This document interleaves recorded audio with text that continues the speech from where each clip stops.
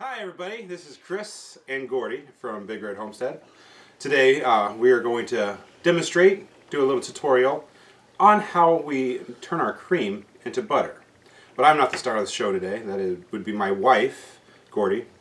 So she's going to kind of take the lead and demonstrate how we use our fresh milk that we scrape or skim the cream off of and turn it into our butter that we consume. So, without further ado, I'm going to turn this over to my wife.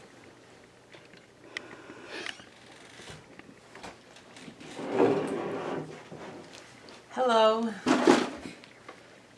I have them in quart jars that I measure them.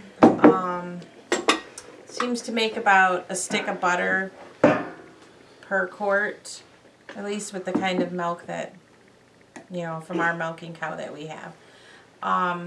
I know different milking cows have higher butter content, but, we're happy and satisfied with our ladies. Anyways, so what you first do is you can shake it to make butter in a jar, or you can use a KitchenAid if you're a busy person like me, and just kind of pour it into your KitchenAid. You put it in there, and it usually takes around 18 to 20 minutes in a KitchenAid, and I do it at room temperature. It turns to butter faster, I noticed, versus doing it when it's cold, getting it out of the refrigerator and everything. So anyways, I'm going to turn this on, and we'll be back in about 20 minutes. So it's been about 5 minutes that it's been turning so far. We're going to check to see how it looks. You can tell that the butter is already starting to form, starting to thicken up.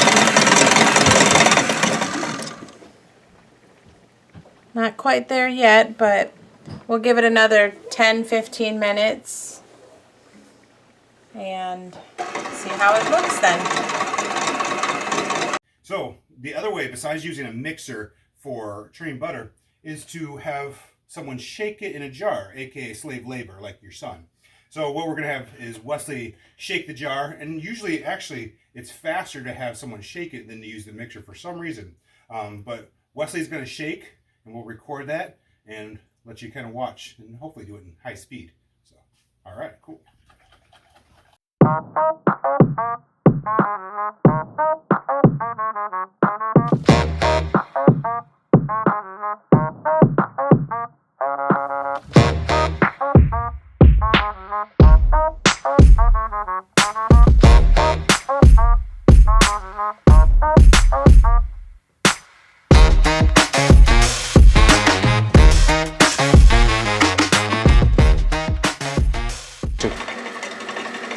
So we're back. We are going to check on our progress here. It sounds like it's turned to butter. If you want to zoom in. Sure enough. See how those big juicy butter chunks? So what's the liquid then? The liquid on the bottom is buttermilk. You can use it for baking or making stuff. I like to give it to my pigs because my pigs really love it. I have baked with it too before, but why not give the pigs a treat? Now the next step that we're going to do is we are going to strain the buttermilk out of the bowl using a spatula. And I just like to do it like this.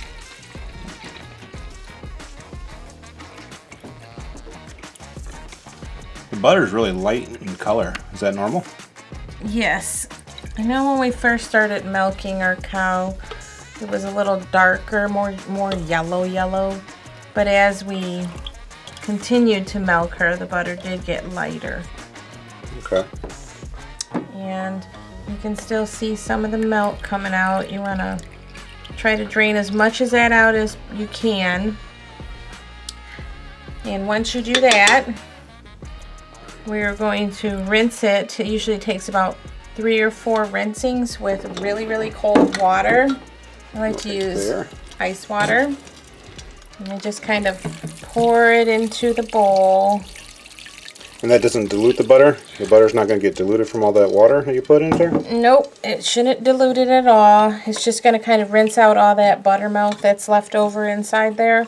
Okay. You don't want to leave that in there. It can... So this process is going to help make the butter more of a solid, not so much so soft, correct? Yeah, so that you can work with it better to rinse it.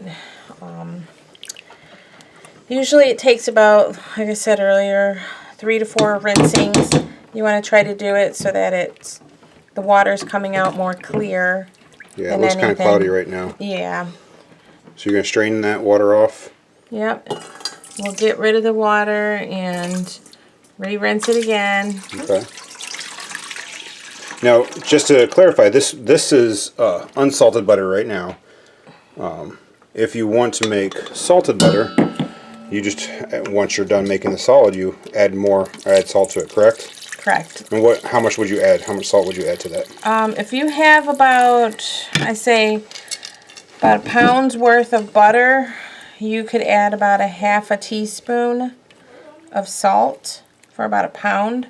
Okay. That's the way I like it, but I guess it's preference. If you like your butter saltier, you can add more. If you like it less salty, you can add a 1/4 teaspoon. It all depends on your preference. And we'll just give this a few rinsings, and we'll be back with the final product. So we're going to check the progress of our little helper here. Slave labor. Slave labor.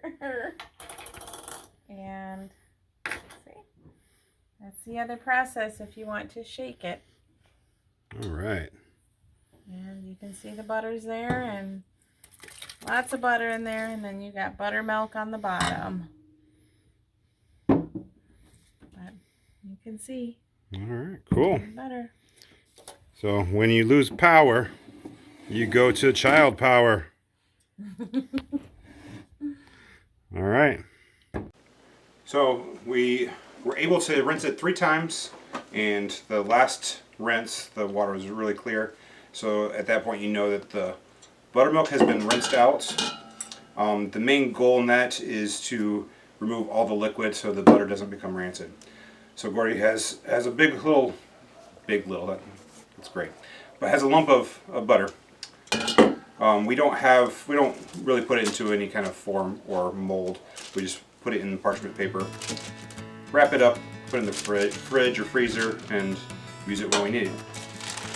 So if this was helpful for you guys, if you guys were able to learn anything from this, we'd appreciate your comments. We also do appreciate any likes and subscribes from you guys. This is something we've been doing for the last 2 months, and we are really enjoying this process.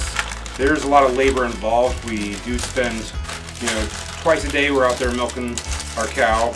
We're getting almost 5 gallons of milk a day, which is a lot. But we are using some of that milk to feed the pigs. We're using it for some of our chickens now, and consuming quite a bit.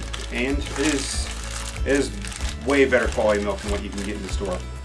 So again, this is Chris and Gordy from Big Red Homestead. We are signing out. Hope you enjoy. Talk to you guys later. Bye now.